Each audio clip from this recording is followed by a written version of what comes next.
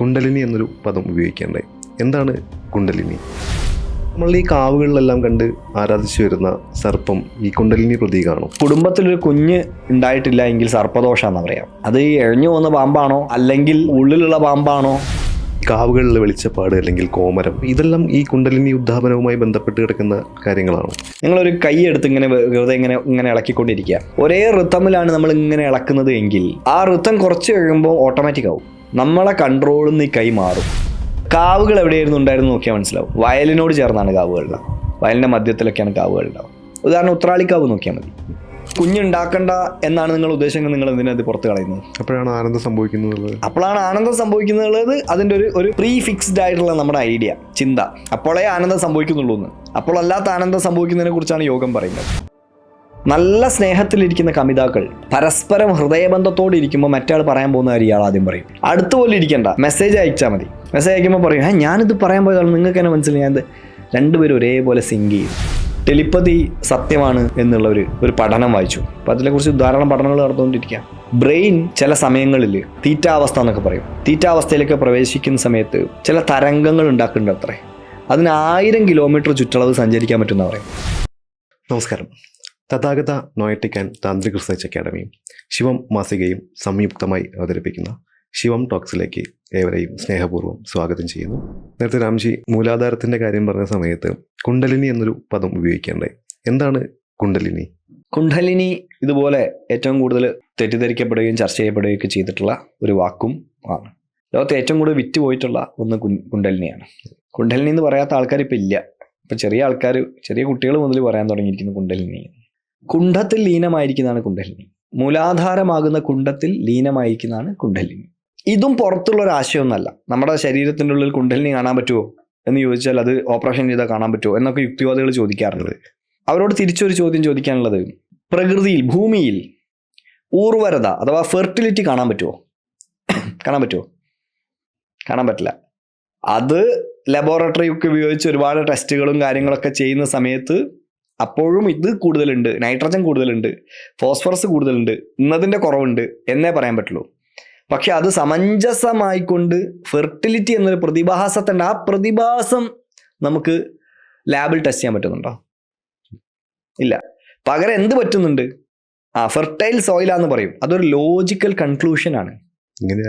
ഇങ്ങനെ ഇത്രയും കാര്യങ്ങളൊക്കെ സമീകൃതമായി വന്നതുകൊണ്ട് അത് ഫെർട്ടൈൽ ആയിരിക്കും, ആണ് എന്ന് പറയുന്നു.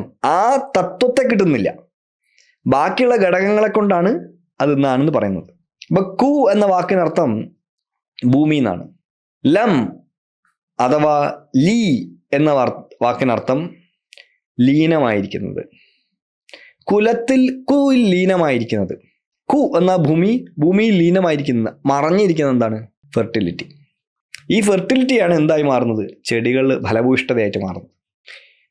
ഇതേ കാര്യം ശരീരത്തിലേക്ക് എടുത്താൽ മൂലാധാരമാകുന്ന ഭൂമിയിൽ ലീനമായിരിക്കുന്ന ആ ഫെർട്ടിലിറ്റി പ്രിൻസിപ്പിളാണ് കുണ്ടലിനി. ലോകത്തുള്ള എല്ലാ സംസ്കാരങ്ങളിലും ഫെർട്ടിലിറ്റിയെ പാമ്പ് കൊണ്ടാണ് ചെയ്തിട്ടുള്ളത്. ഒരു വളരെ രസകരമായിട്ടുള്ളൊരു ബുക്കുണ്ട്, കോസ്മിക് സെർപ്പൻ്റ് എന്നാണ് പുസ്തകത്തിൻ്റെ പേര്. വായിക്കേണ്ട ബുക്കാണ്. വിവിധ സംസ്കാരങ്ങളിൽ സർപ്പത്തെ എങ്ങനെയാണ് ഫെർട്ടിലിറ്റിയുടെ സിമ്പലായിട്ട് കണക്കാക്കിയിരിക്കുന്നത്. ലോകം മുഴുവനുള്ള പ്രാക്തന സംസ്കാരങ്ങളിൽ സർപ്പം ഫെർട്ടിലിറ്റിയുടെ സിമ്പലാണ്. ശരീരത്തിൽ കുണ്ടലിനി ഒരു പാമ്പാണ്. ഹ്യൂമൻ ഫെക്കൻഡിറ്റി ഈക്വൽസ് എന്താ പറയുക? Fertility of the soil. Human fecundity equals soil fertility. അപ്പോൾ ഭൂമിയിലെ ഉർവരത തന്നെയാണ് ചെടികളായി മാറുന്നത്, അല്ലെങ്കിൽ ചെടികൾക്ക് ഭൂയിഷ്ഠതയാവുന്നത്. അതുപോലെ തന്നെ ശരീരത്തിലെ ഈ ഫെർട്ടിലിറ്റി പ്രിൻസിപ്പിൾ തന്നെയാണ് കുണ്ടലിനി എന്ന പേരിൽ ഇരിക്കുന്നത്. അതുകൊണ്ടാണ് ഫ്രോയിഡ് ലിബിഡോ എന്നൊരു വാക്ക് ഉപയോഗിക്കുന്നുണ്ട്. ലിബിഡോ എന്ന് വെച്ചാൽ ആന്തരികമായി ഉള്ളിൽ ഇരിക്കുന്ന ലൈംഗിക ശക്തിയാണ് ലിബിഡോ. പിന്നീട് പോസിറ്റിവിസ്റ്റ് ശാസ്ത്രജ്ഞന്മാരൊക്കെ തള്ളിക്കളഞ്ഞിട്ടുണ്ട്. പക്ഷെ തള്ളിക്കളയാൻ പറ്റില്ല. ജീവിതത്തിൽ ജീവൻ ഉണ്ടായിരിക്കുന്ന ലൈംഗികതയിൽ നിന്നാണ്. ജീവന്റെ ഒഴുക്കിന് കാരണമാവുന്ന ലൈംഗികതയാണ്. ജീവന്റെ വളർച്ചയ്ക്കും വികാസത്തിനും പടരലിനും ഒക്കെ കാരണമാവുന്ന ലൈംഗികതയാണ്. അപ്പോൾ ജീവിതത്തിലെ ഏറ്റവും ഡിസിസീവ് ആയിട്ടുള്ള ആ പോയിന്റ് ലൈംഗികത തന്നെയാണ്. അതിനെ തന്ത്രം കുണ്ഡലിനി എന്ന് വിളിക്കുന്നു.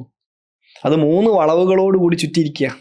ഫിലോസഫിക്കലി അതിനെ നമുക്ക് പറയാം, ഫിലോസഫിക്കലി ഞാൻ, ലോകം, ഞാനും ലോകവും എന്നുള്ള ബോധം എന്നൊക്കെ അതിനെ തരംതിരിച്ച് പറയാറുണ്ട്, ആ 3 എണ്ണത്തിന്. പക്ഷേ നേരത്തെ ഞാൻ പറഞ്ഞപ്പോൾ കൗബ്ജികം എന്ന് പറയുന്നൊരു വാക്ക് പറഞ്ഞു. ആ കുബ്ജിക 3 വളവോട് കൂടിയിരിക്കുന്നവളാണ്. അത് കുണ്ഡലിനി തന്നെയാണ്. ആ കുണ്ഡലിനി ഒരു ജീവന്റെ ശരീരത്തിൽ ഇരിക്കുന്ന ഏറ്റവും അടിസ്ഥാനപരമായ ചോദനയാണ്, ഇൻസ്റ്റിങ്ക്റ്റ് ആണ്. എല്ലാ ജീവനിലും ഉണ്ട്, അതിനെ ആർക്കും തള്ളിക്കളയാൻ പറ്റില്ല. അതുകൊണ്ട് ഫിലോസഫിക്കൽ ഡയമെൻഷൻ കൊടുത്തിരിക്കുന്നു. കുണ്ടലിനി 3.5 ചുറ്റാണെന്ന് പറഞ്ഞല്ലോ, എന്തുകൊണ്ടാണ് അങ്ങനെ ഒരു 3.5 ചുറ്റായിട്ട് അതിനെ പറയുന്നത്? 3.5 ചുറ്റ് ഒരു ഫിലോസഫിക്കൽ ആയിട്ടുള്ള വിഷയമാണ്. ആദ്യത്തെ ചുറ്റ് ഞാനാണ്. രണ്ടാമത്തെ ചുറ്റ് ഞാനും അതുമുണ്ട് എന്ന എൻ്റെ അറിവാണ്. ഉദാഹരണത്തിന് ഞാൻ ഇവിടെ ഉണ്ട്, ഇത് മൈക്കാണ്. ഇത് മൈക്കാണെന്ന് ഞാൻ എങ്ങനെയാണ് അറിയുന്നത്? മൈക്ക് എന്ന അറിവ് വെച്ചാണ് അറിയുന്നത്. ഇപ്പം ഞാനുണ്ട്, മൈക്കുണ്ട്, മൈക്ക് എന്ന അറിവുണ്ട്. ഞാനും ഈ മൈക്കുമായി എന്താ ബന്ധം? മൈക്ക് എന്ന അറിവ് ഞാനായി ഇതിനെ ബന്ധിപ്പിക്കുന്നു. അതുകൊണ്ടാണ് എനിക്കിത് മൈക്കാന്ന് തോന്നുന്നത്. എൻ്റെ കൺമുന്നിലിരിക്കുന്നത് മൈക്കാന്ന് തോന്നുന്നു. ഇപ്പം ഞാനിവിടെ ഉണ്ട്, മൈക്ക് എന്ന് പറയുന്നൊരു വസ്തുണ്ട്, ഇത് മൈക്കാണെന്ന് പറയുന്ന അറിവുണ്ട്. ഈ അറിവാണ് എന്നെയും ഈ വസ്തുവെയും തമ്മിൽ ബന്ധിപ്പിച്ചതുപോലെ അകറ്റുന്നതും. ഞാനും മൈക്കും ആണെന്ന് എനിക്ക് തോന്നാൻ കാരണം ഈ അറിവ് തന്നെയാണ്. ഇതാണ് 3 ചുറ്റുകൾ. അവസാനം ഒരു അരച്ചുറ്റുണ്ട്, അത് ഞാനും ഈ മൈക്കും ഈ അറിവും ഒന്നാണ് എന്ന തിരിച്ചറിവുണ്ടാവുന്നതാണ്. കാൾ സാഗൻ പറയുന്നില്ലേ, you are nothing but star dust. നിങ്ങൾ മറ്റൊന്നുമല്ല, ഒരു സ്റ്റാർ ഡസ്റ്റ് മാത്രമാണ്. പക്ഷെ അത് അനുഭവത്തിലുണ്ടോ? ഇല്ല. നിങ്ങളുടെ മൂക്കിൻ്റെ തുമ്പത്തൊരു താരകപ്പൊടി ഇരിക്കുന്നു എന്ന് പറയുന്നുണ്ട്. ആൽഫ സെഞ്ചുറിയെയും പ്രോക്സിമ സെഞ്ചുറിയെയും സൂര്യനെയും ഒക്കെ ഉണ്ടാക്കിയിരിക്കുന്ന അതേ മൂലകങ്ങൾ ഉപയോഗിച്ച് തന്നെയാണ് ഇതിനെയും ഉണ്ടാക്കിയിരിക്കുന്നത് എന്ന് പറയുമ്പോൾ ബുദ്ധിപരമായിട്ട് നമുക്കറിയാം, ശാസ്ത്രം അത് സമ്മതിക്കുന്നുണ്ട്. നമ്മളൊക്കെ ശാസ്ത്രീയമായിട്ട് ശരിയാന്ന് പറയും. തന്ത്രം പറയുമ്പോൾ അതെങ്ങനെയാ അശാസ്ത്രീയാവുന്നത്? കുറച്ചുകൂടെ അനുഭവം നൽകുന്നത് തന്ത്രം. തന്ത്രം പറയുമ്പോൾ അത് അശാസ്ത്രീയാവുന്നില്ല. ശാസ്ത്രത്തെ നമുക്ക് പുസ്തകത്തിൽ വായിക്കാം, തന്ത്രത്തെ നമുക്ക് അത് അനുഭവിക്കാം. ഞാനും ചുറ്റുമുള്ളതും വേറെയല്ല, ഞാനും അതും ഒന്നാണ്. അതാണ് കുണ്ടലിനിയുടെ ഉയർച്ചയിൽ ഉണ്ടാകുന്ന അനുഭവം. ഈ കുണ്ടലിനി ഉയരുക എന്ന് പറയുന്ന സമയത്ത് ഈ അനുഭവങ്ങളിലൂടെ കുണ്ടലിനി ഈ എല്ലാ ചക്രങ്ങളെയും ഭേദിച്ച് പോവുക. ഇപ്പം മൂലാധാരത്തിൻ്റെ ഭയത്തെ കടന്നു പോകുന്നു, സ്വാധിഷ്ഠാനത്തിൻ്റെ ഭയത്തെ കടക്കുന്നു. അങ്ങനെ ഓരോ ഭയത്തിൻ്റെ അടരുകളെയും കടന്ന് മനുഷ്യൻ്റെ ബോധം പൂർണ്ണമായ വികാസത്തിലേക്ക് എത്തുക. അങ്ങനെയുള്ള മനുഷ്യൻ ദൈവമാണ്, ഈശ്വരനാണെന്ന് ചുരുക്കം. അപ്പോൾ ഇത് എല്ലാവർക്കും സംഭവിക്കുന്ന ഒരു കാര്യമല്ലേ? എല്ലാവർക്കും സംഭവിക്കുന്ന കാര്യമല്ല. എല്ലാവർക്കും എല്ലാം സംഭവിക്കുന്നില്ല. സംഭവിക്കാൻ ചില ആളുകൾക്ക് ചില കാരണങ്ങളിൽ ചിലത് സംഭവിക്കുന്നു എന്ന് മാത്രം.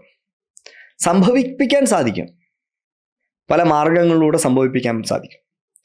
ഉസൈൻ ബോൾട്ട് ഓടുന്നത് പോലെ എല്ലാവർക്കും ഓടാൻ പറ്റുമോ? ഇല്ല. അയാൾക്ക് ഓടാൻ പറ്റുന്നുണ്ട്. അയാൾ അതിന് വല്ല ട്രെയിനിങ് എടുത്തിട്ട് അങ്ങനെ ആയതാണോ? അല്ല, അയാൾ ട്രെയിനിങ് എടുത്തിട്ടുണ്ടാവും, പക്ഷെ അയാളുടെ ഒരു സിദ്ധിയുണ്ട് അങ്ങനെ ഓടാനുള്ള. പക്ഷെ അയാൾക്കൊപ്പം ഓടാൻ നമുക്ക് ട്രെയിനിങ് കൊണ്ടാക്കി എടുക്കാൻ പറ്റും. അങ്ങനെ നമുക്ക് ചെയ്യാൻ പറ്റും. ചില ആൾക്കാർക്ക് അത് സ്വാഭാവികമായി സംഭവിക്കുന്നു, ചില ആളുകൾക്ക് അത് ട്രെയിനിങ്ങിലൂടെ സംഭവിക്കുന്നു. ശരിക്കും ഈ സാധനയുടെ ഉദ്ദേശം ഇതാണോ, കുണ്ടലിനിയെ ഉണർത്തുക എന്നുള്ളതാണോ? അങ്ങനെ പറയാൻ പറ്റില്ല. ഒരു സാധനയുടെ മാർഗത്തിൽ അത് അങ്ങനെ ഒരു മാർഗം ഉണ്ടെന്ന് മാത്രം. കുണ്ടലിനി സാധന മാത്രമാണ് ആധ്യാത്മികമായ ഒരേ ഒരു സാധന എന്നൊന്നും പറയാൻ പറ്റില്ല. അല്ലാത്ത സാധന പദ്ധതികൾ ധാരാളം രീതികളുണ്ട്. നമുക്ക് പലയിടത്തും കാണാൻ പറ്റുന്ന പ്രോഗ്രാമുകൾ ഒരുപാട് കാണാറുണ്ട്. ഈ പറഞ്ഞ കുണ്ടലിനി ഉയർത്തി കൊടുക്കും, അല്ലെങ്കിൽ കുണ്ടലിനി മെഡിറ്റേഷൻ തുടങ്ങിയിട്ടുള്ള കാര്യങ്ങൾ. അപ്പം ഈ അടുത്തന്നെ ഒരു അനുഭവം ഉണ്ടായിരുന്നു. ഒരു കോൾ വന്നാണ്, ഇങ്ങനെ ഒരു കുണ്ടലിനി മെഡിറ്റേഷന് പോയതിനു ശേഷം ആൾക്ക് മാനസികമായിട്ട് വളരെ ബുദ്ധിമുട്ട് അനുഭവിക്കുന്ന ഒരവസ്ഥ.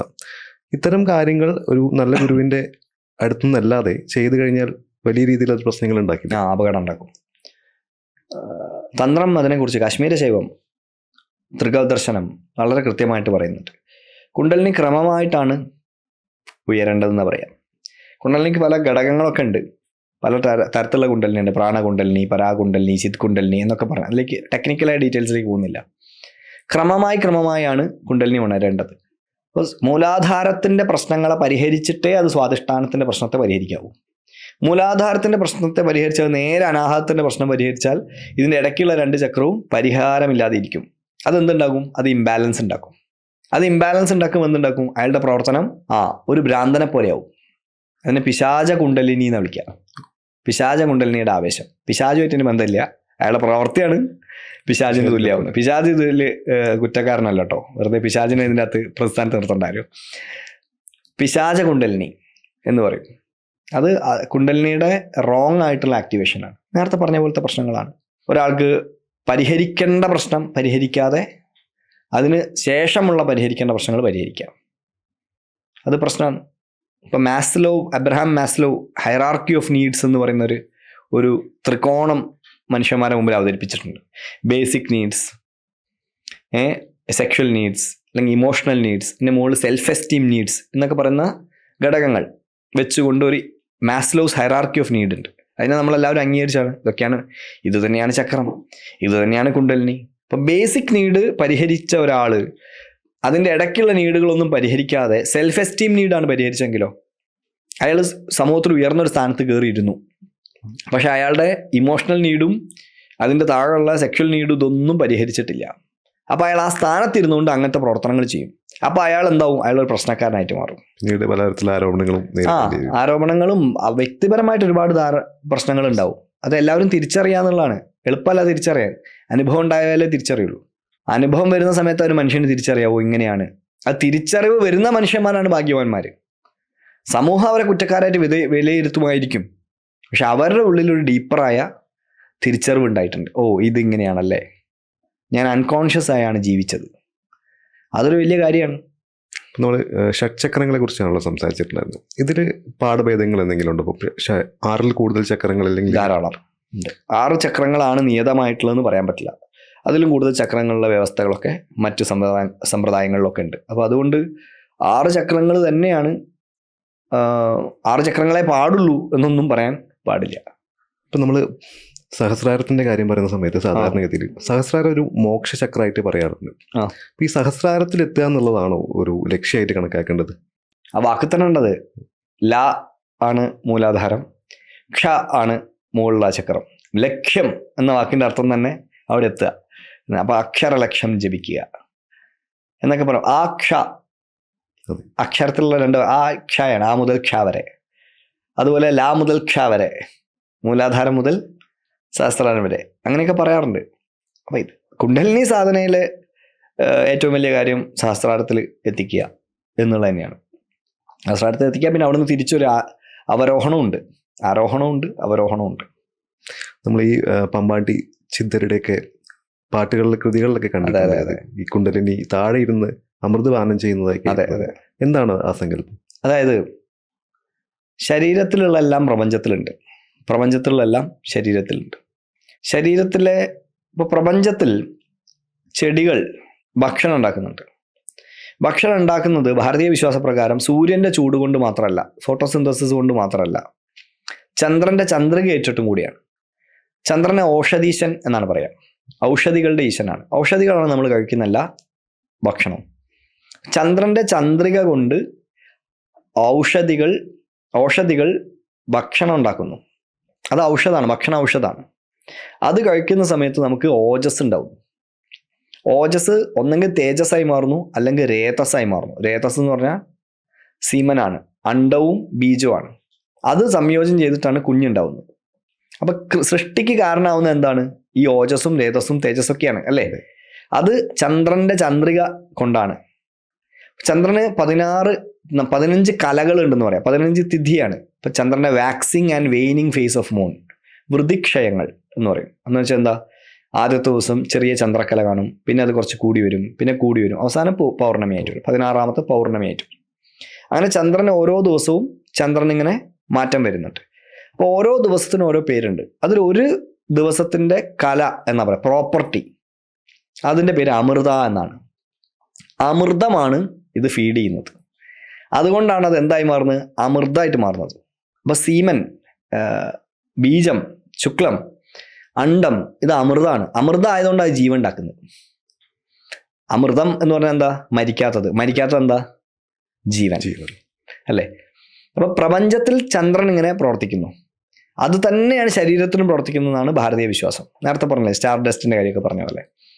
അപ്പൊ ചന്ദ്രന്റെ മണ്ഡലമായിട്ട് സോമമണ്ഡലം എന്ന് പറയുന്ന ഈ ഭാഗമാണ് എന്നാണ് ഭാരതീയ യോഗ വിശ്വാസം, താന്ത്രിക യോഗ വിശ്വാസം.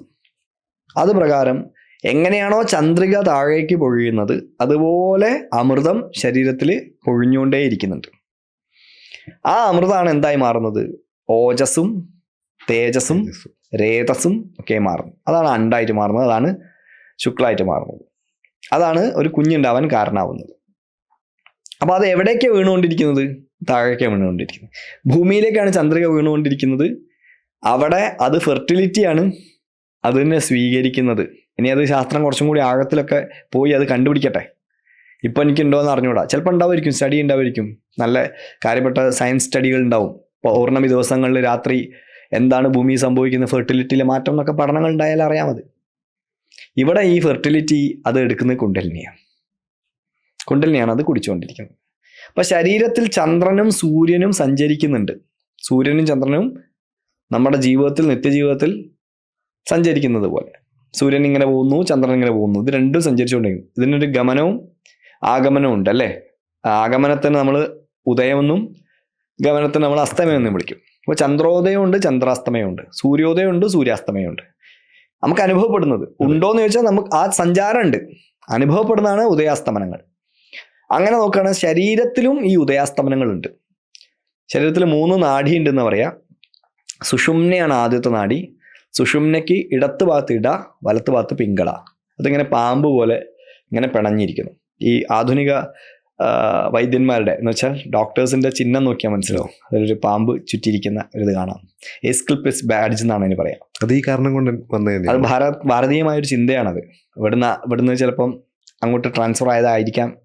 അത് കൂടുതൽ ആളുകൾ മനസ്സിലാക്കട്ടെ. എന്തായാലും ഒരു ദേവവൈദ്യനായ എസ്കിൾപിസിന്റെ ബാഡ്ജ്, അയാളുടെ കയ്യിൽ ഒരു വടി, ഒരു സ്റ്റാഫ് ഉണ്ടായിരുന്നു. ആ സ്റ്റാഫിന്റെ മുകളിൽ 2 പാമ്പുകൾ ചുറ്റിയിരിക്കുന്നു.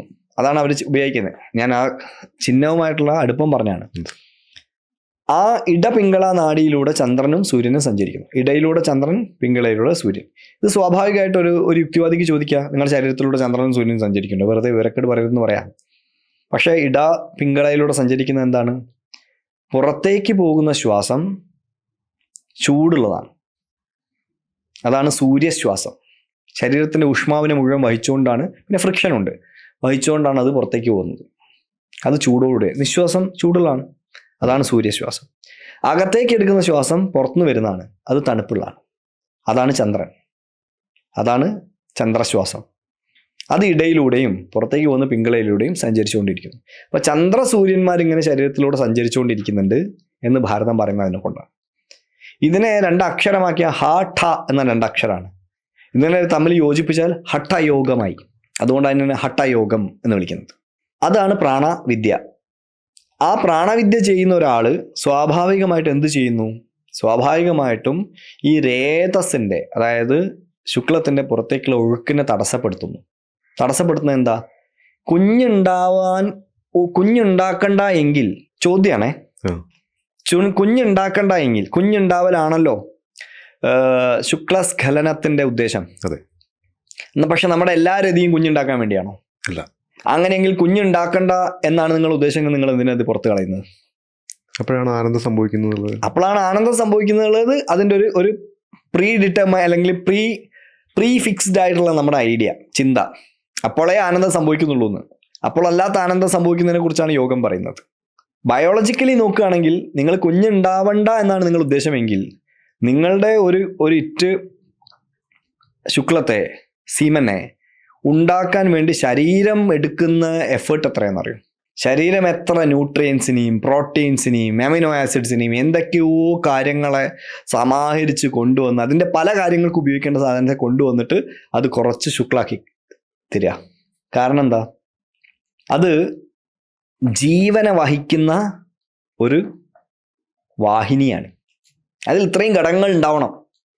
ഇപ്പൊ ശരീരം നടത്തുന്ന ഏറ്റവും വലിയ പ്രവർത്തനം അതിനെയാണ് നമ്മൾ ഒരു വിലയില്ലാതെ ഒഴുക്കി കളയുന്നത്.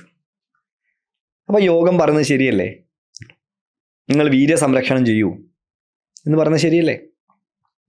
അപ്പൊ നമ്മുടെ ശരീരം ഇത്രയും അധികം എഫേർട്ട് എടുത്തിട്ട് ഉണ്ടാക്കുന്ന ഒരു അമൃത്, അത് നമ്മൾ ഒഴുക്കിക്കളയുക. അത് ഒഴുക്കിക്കളയരുത് എന്നൊരാശയം. അതിന് ഊർധ്വരേതൻ എന്നാ പറയാ.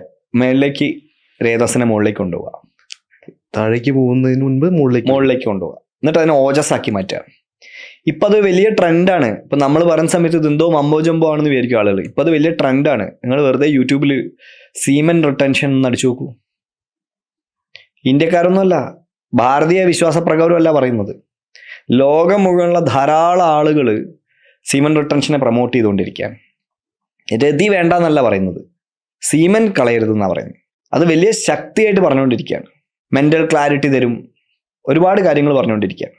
ഇത് തന്നെയാണ് ഭാരതീയ കുണ്ടലിനി യോഗം പറഞ്ഞുകൊണ്ടിരിക്കുന്നത്, എത്രയോ കാലമായിട്ട് പറഞ്ഞുകൊണ്ടിരിക്കുന്നത്. ഇപ്പം അത് രൂപം മാറി വരുമ്പോൾ അങ്ങനെയാണല്ലോ, നമുക്ക് അങ്ങനെയാണല്ലോ, എല്ലാ കാര്യം രൂപം മാറി വരുമ്പോഴാണ്. അഭ്യംഗ സ്നാനം ആയുർവേദത്തിലുള്ള ഒന്നാണ്, എണ്ണ തേച്ച് കുളിക്കുക. അങ്ങനെ പറയുമ്പോൾ അത് അശാസ്ത്രീയമാണ്. പക്ഷെ ശാസ്ത്രീയമാവും. എങ്ങനെ അറിയോ? ലിംഫാറ്റിക് ഡ്രെയിനേജ് എന്ന് പറഞ്ഞാൽ, ലിംഫാറ്റിക് ഡ്രെയിനേജ് എന്ന് പറഞ്ഞാൽ അത് ശാസ്ത്രീയ. മർമ്മ ചികിത്സ അശാസ്ത്രീയാവും. അത് ഡീപ്പ് ടിഷ്യൂ മസാജ് എന്ന് പറഞ്ഞാൽ അത് ശാസ്ത്രീയാവും. ഇങ്ങനെ പലതും രൂപം മാറി വന്നുകൊണ്ടിരിക്കുകയാണ്. കുണ്ടലിനി നേരത്തെ ഞാൻ പറഞ്ഞ പോലെ മൂലാധാര ചക്രത്തെ സ്വാസ്ഥ്യപ്പെടുത്തുക എന്നുള്ളത് ഭാരതീയ ഭാഷയിൽ പറഞ്ഞാൽ തെറ്റാവും. പക്ഷേ ഇമോഷണൽ ഫ്രീഡം ഉണ്ടാക്കുന്ന ടെക്നിക്സ്, ഇമോഷണൽ ഫ്രീഡം ടെക്നിക്സ്, നിങ്ങൾ സഞ്ചരിച്ച വഴികളിലൂടെയൊക്കെ തിരിച്ചു പോവുക. പ്രതിപ്രസവം എന്നാണ് യോഗത്ത് പറയാം. അതിനെ പ്രതിപ്രസവം എന്ന് പറയുമ്പോൾ യോഗിക മണ്ടത്തരായി പോകും. പക്ഷെ റിഗ്രഷൻ എന്ന് പറയുമ്പോൾ എല്ലാവരും ചെയ്യും, ആക്സെപ്റ്റബിളായി. ഇതൊക്കെ കട്ടിംഗ് എഡ്ജ് സയൻസായി മാറുകയാണ്. എങ്ങനെ? ഇതൊക്കെ സ്വഭാവം മാറി രൂപം മാറി വരുമ്പോൾ. അതുകൊണ്ട് ഊർധ്വരേതം എന്ന് പറയുമ്പോൾ കളിയാക്കുന്ന ആളുകൾ സീമൻ റിട്ടൻഷനെ കുറിച്ച് ധാരാളം വായിക്കുകയും എഴുതുകയും സംസാരിക്കുകയും മനസ്സിലാക്കുകയൊക്കെ ചെയ്യും. അശാസ്ത്രീയാണോ അല്ലേ എന്നുള്ളതല്ല ഞാൻ പറയുന്നത്, അത് വേറെ വിഷയം. നമുക്കത് ആക്സെപ്റ്റബിൾ ആവുന്നു എന്നുള്ളതാണ്. ശാസ്ത്രീയമാണോ അശാസ്ത്രീയമാണോ അത് വേറെ കാര്യം. പുതിയ കുപ്പിയിലേക്ക് മാറ്റുന്ന സമയത്ത് അത് ഇഷ്ടപ്പെടുന്നു. അതുകൊണ്ട് ചക്ര എന്ന് പണ്ട് ഗുരുക്കന്മാർ പറയുമ്പോൾ ഉള്ള ആ തൊട്ടുകൂടായ്മ ഇന്ന് എനർജി ഹീലേഴ്സ് അത് പറയുമ്പോൾ ഇല്ല. ഇന്ന് സൈക്കോളജി അത് ഉപയോഗിക്കുമ്പോൾ ഇല്ല. എന്തിന്? പ്രൊഡക്ട്സ് വരാൻ തുടങ്ങി. നമ്മൾ ഉപയോഗിക്കുന്ന പല പ്രൊഡക്ട്സും, വലിയ മൾട്ടിനാഷണൽസ് നമ്മളെ മുമ്പിൽ തരുന്ന പല പ്രൊഡക്ട്സും ഇത്തരം സൂക്ഷ്മമായ പല കാര്യങ്ങളെയും മനസ്സിലാക്കിക്കൊണ്ട് ഉണ്ടാക്കുന്നതാണ്. നമുക്ക് അനുഭവത്തിൽ വരുന്നുണ്ട്, ഗുണമായിട്ട് വരുന്നുണ്ട്. അപ്പം ഇതെങ്ങനെ അവതരിപ്പിക്കുന്നു, ആരവതരിപ്പിക്കുന്നു എന്നുള്ളതാണ്. എൻ്റെ ചോദ്യം, എന്തിനാണ് റീറ്റെയിൽ വാങ്ങുന്നത്? ഹോൾസെയിലായിട്ട് ഭാരതത്തിൽ ഇതില്ലേ? നിങ്ങൾക്കിത് പഠിച്ചൂടെ എന്നാണ് എൻ്റെ ചോദ്യം. എല്ലാത്തിനെയും ശാസ്ത്രീയമായി തെളിയിക്കണം എന്നുള്ളൊരു വാദം കൊണ്ടാണ് നമ്മൾ ഇതിനെല്ലാം, നമുക്ക് തന്നെ ഒരു കുറവായിട്ടാണ്, അല്ലെങ്കിൽ ഒരു കളിയാക്കലായിട്ടാണ് ഇതിനെ ഫീൽ ചെയ്യുന്നത്. അത് ശാസ്ത്രാന്തത. അതെ, ശാസ്ത്രാന്ത വിശ്വാസികൾ എന്ന് പറയില്ലേ. അപ്പൊ ഈ ശാസ്ത്രം എന്ന വാക്ക് തന്നെ ശരിക്കും തെറ്റാണ് അങ്ങനെ ഉപയോഗിക്കുമ്പോൾ. ഈ ഇടെ ഞാനൊരു ഒരു പരിപാടിയുടെ ഇത് കണ്ടു. യോഗ ശാസ്ത്രമാണോ, യോഗ ശാസ്ത്രീയമാണോ, ശാസ്ത്രമാണോ? അതിന് ഗംഭീരമായ അതിൻ്റെ അടിയിലൊക്കെ ആളുകൾ ഇത് കപടശാസ്ത്രമാണ്, അതാണ് ഇതാണെന്നൊക്കെ പറഞ്ഞ് എഴുതിയിരിക്കുകയാണ്. നമ്മൾ ഈ സയൻസിനെയാണല്ലോ ഈ ശാസ്ത്രം എന്ന് വിളിക്കുന്നത്. അതെ, വാസ്തവത്തിൽ ഇതിന്റെ പേര്, സയൻസ് എന്ന് പറയുന്ന സാധനം ഉണ്ടാവുന്നതിന് മുമ്പ് ഇതിന്റെ പേര് യോഗശാസ്ത്രം എന്നാ.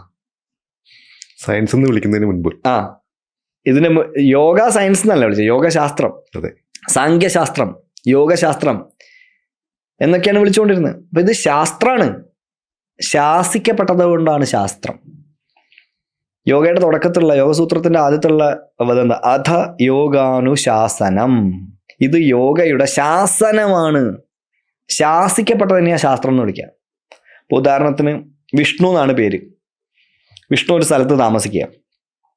വിഷ്ണുവിൻ്റെ വീട്ടിൻ്റെ അടുത്ത് ഒരു സുകുമാരൻ വന്ന് താമസിച്ചു. സുകുമാരനൊരു മകൻ ഉണ്ടായി. വിഷ്ണുവിനെ കണ്ട് ഇഷ്ടപ്പെട്ടിട്ട് വിഷ്ണു എന്നുള്ള പേര് അയാൾക്ക് ഇൻഫ്ലുവൻസ്ഡ് ആയി. അയാളുടെ മകന് വിഷ്ണു എന്ന് പേരിട്ടു.